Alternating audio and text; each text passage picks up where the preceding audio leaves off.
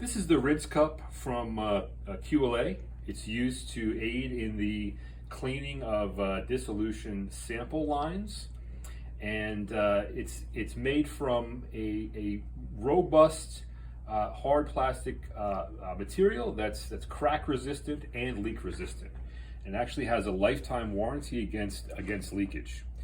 It's two separate pieces that are magnetized that come together, so your cleaning solution and your waste can be drawn and collected in the same cup.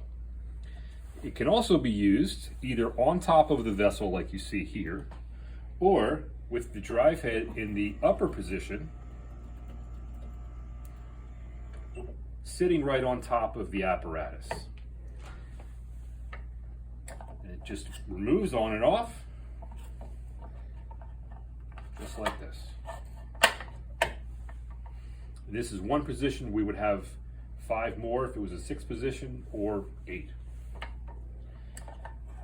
This also has grooves in the bottom of the rinse cup that fit directly into a Hansen Vision vessel and can be sampled that way.